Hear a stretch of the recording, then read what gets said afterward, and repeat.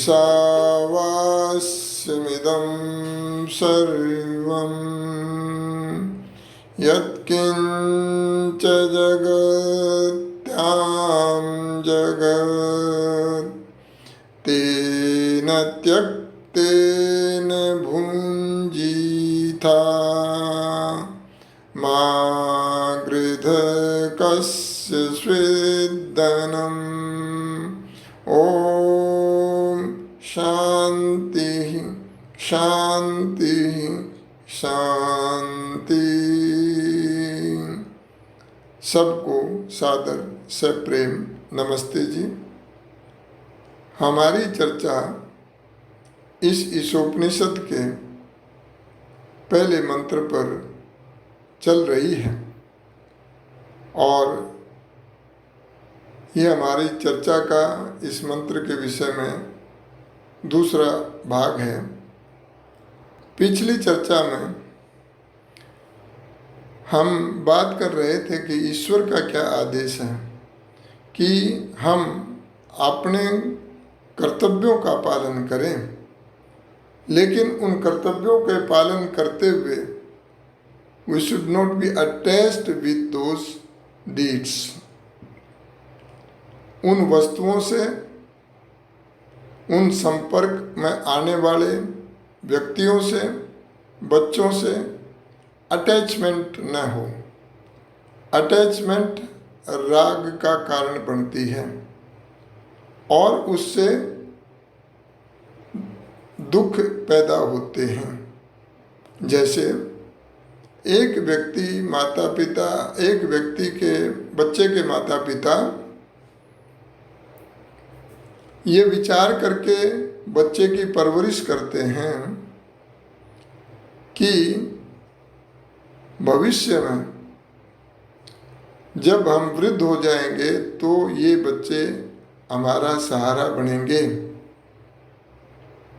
इस भावना से वो अपने बच्चे का पालन पोषण करते हैं और वो बच्चा अच्छी स्टैंडिंग कर लेता है और उसके बाद में माता पिता की सेवा भी करता है।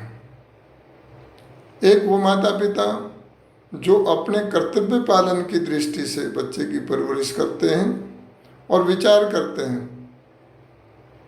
कि हमारा ये जो रिश्ता है, नाता है, ये परमपिता परमात्मा के कारण है। इस जन्म में है, फिर आगे होगा नहीं होगा, तो डिटैच होकर के लेकिन प्रेम पूर्वक उनका पालन पोषण करते हैं और कोई भी एक्सपेक्टेशंस उन बच्चों से नहीं करते हैं, क्योंकि माता पिता का कर्तव्य है अच्छी परवरिश करना। और बच्चा बड़ा होकर के करे ना करे वो एक अलग चीज़ है, लेकिन उधर वेद आदेश देता है बच्चों के लिए भी कि उनका कर्तव्य है माता पिता का ध्यान रखना। लेकिन ये दूसरे माता पिता हैं जो डिटैच होकर के अपने कर्तव्य पालन की दृष्टि से बच्चों की परवरिश करते हैं और वो भी एक अच्छे मुकाम पर पहुंचते हैं। और जब वो बच्चे अपने माता पिता की सेवा करते हैं तो ये विचारें आप लोग कि किसको ज़्यादा खुशी मिलेगी और किसको नहीं मिलेगी। जिन्होंने एक्सपेक्टेशन किया था कि इनका कर्तव्य रहेगा और ये हमारा पालन पोषण करेंगे, हमारा ध्यान रखेंगे बुढ़ापे में, उनको कोई खुशी विशेष नहीं मिलेगी, ऐसा देखने में आता है। और जो एक्सपेक्टेशन से रहित थे कि स्वतंत्र हैं, वो हमने अच्छे संस्कार दिए हैं बस, और कर्तव्य पालन की दृष्टि से पालन पोषण किया है, तो उस समय फिर बच्चे अच्छी सेवा करते हैं तो खुशी उनको मिलेगी, क्योंकि उनको किसी प्रकार की कोई भी एक्सपेक्टेशन नहीं थी। ध्यान रहे, ये एक्सपेक्टेशन बहुत बड़े दुख का कारण है। हम बाहर से एक्सपेक्टेशन करते हैं और दुखों को झेलते हैं। तो इसलिए इस प्रकार की एक्सपेक्टेशन, चाहे संसार में कोई भी हो जिसके लिए हम बहुत अच्छा काम करते हैं और उनके लिए हम धन भी खर्च करते हैं, समय भी खर्च करते हैं, लेकिन ये मुमकिन है कि समय आने पर वो हमारा ध्यान ना रखें क्योंकि वे स्वतंत्र हैं। लेकिन जिसने एक्सपेक्टेशन के बिना कार्य किया है उसको कोई दुख नहीं होगा, और जिसने एक्सपेक्टेशन के साथ में काम किया है वो जगह जगह बोलता फिरेगा, मैंने तो ये किया था, मैंने तो ये काम किया था इनके लिए, और ये देखो हमारे लिए क्या कर रहे हैं। तो ये मंत्र संदेश देता है, don't be attached, don't have any expectation. तो जब हम ऐसा करेंगे तो हमें पीस मिलेगा, प्योरिटी मिलेगी, आनंद मिलेगा, संतोष मिलेगा। तो इसलिए पिछली चर्चा में बात हुई थी कि अच्छे कर्मों से, अच्छे संस्कारों का हैबिट पैटर्न हमें बनाना होगा, और आदत जो है वो अच्छी आदतें बनाई जा सकती हैं, क्योंकि अगर कोई गलत आदत है वो भी हमने बनाई है। आदत बनाना और बुरी आदत को छोड़ना वो हमारे हाथ में है। तो अच्छी आदतों का हैबिट पैटर्न बनाने का प्रयत्न करते रहना चाहिए। आप देखते हैं एक देश से दूसरे देश में जाने के लिए हम क्या करते हैं, वहाँ धन की आवश्यकता होती है तो हम करेंसी कन्वर्ट करवाते हैं। और ध्यान रहे, time is also a currency, अर्थात कुछ समय निकालो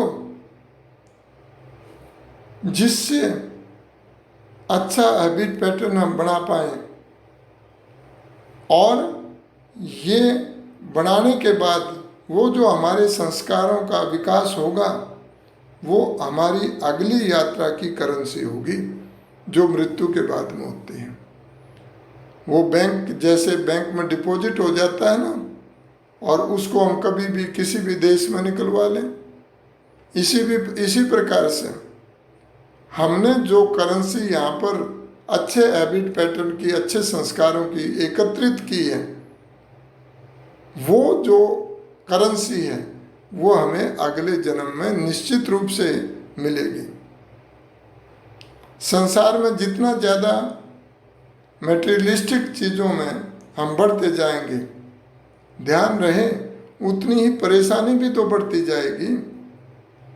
अतः बच्चों को बिगाड़ने का प्रमुख कारण क्या है आज की डेट में?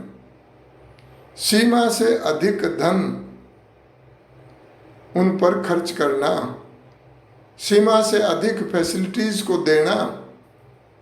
और व्यक्ति क्यों देता है ऐसा? व्यक्ति ये सोचता है कि मुझे जो इस लेवल पर पहुंचने के लिए जो कष्ट हुए ये मेरे बच्चों को न हों। पर आपने कैटरपिलर की साइकिल देखी होगी कि किस प्रकार से लाइफ साइकिल चलती है उसकी, और अगर उसमें से हम उस साइकिल में से हम उसको जल्दी उसके कोकस से निकालना चाहें तो वो मर जाता है। मैंने स्वयं का एक एक्सपीरियंस किया कि हमने घिया के बीज बोए और एक घिया का अंकुर आ गया और घिया बढ़ने लगी। हमने कहा ये दूसरी जगह भी 2-3 बीज बोए थे, देखें, और वो उनमें से अंकुर निकलने वाला था और मैंने उसको पकड़ करके उसको ठीक ढंग से रख दिया तो दूसरे दिन उसका अंकुर निकल आया।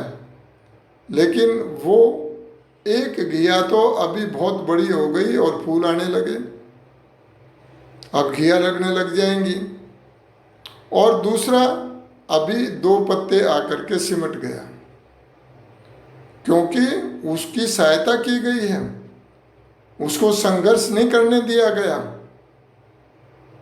और जब तक व्यक्ति लाइफ में संघर्ष नहीं करता है तो उस समय कोई भी विपरीत परिस्थिति आने पर वो तनावग्रस्त हो सकता है, अवसाद में आ सकता है।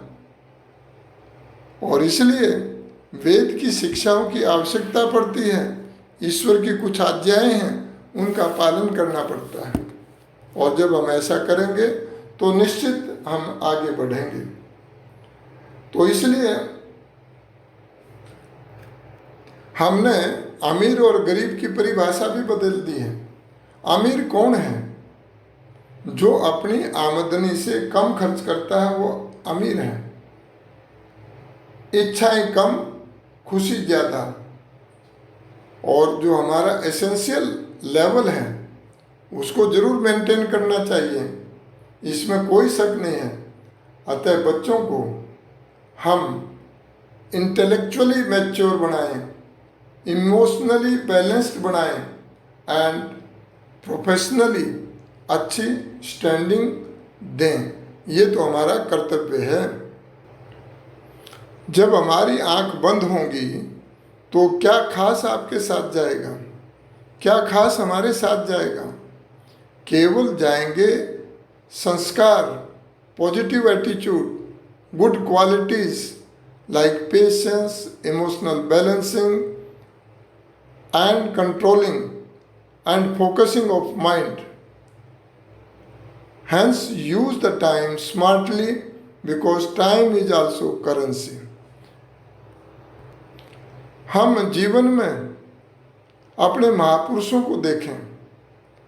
महर्षि स्वामी दयानंद सरस्वती जी, उनकी प्रायोरिटी को देखें। महात्मा बुद्ध की प्रायोरिटी को देखें तो हमें पता लगेगा कि उनकी ये प्रायोरिटीज क्यों थी जो उनको जीवन में इतने उच्च स्तर तक लेके गई। आज बच्चों को लेकर माता पिता को बहुत टेंशन क्यों होती है? क्योंकि माता पिता का जो माइंड है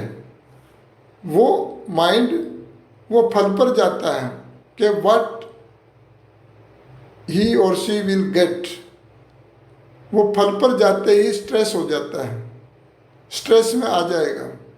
जब कर्तव्य पर जाओगे तो फिर कोई तनाव नहीं होगा।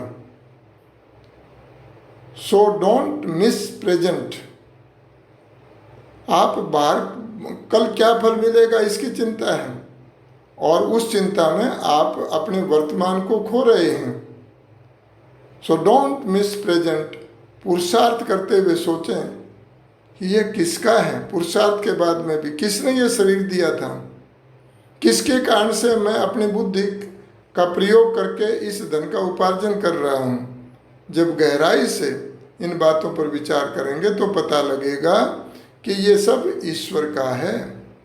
तो अपनी ड्यूटी ईमानदारी से करते हुए विचारें कि ईश्वर का कंधा अपने कंधे से जुड़ा हुआ है और ईश्वर हर समय मेरा सहयोग कर रहा है।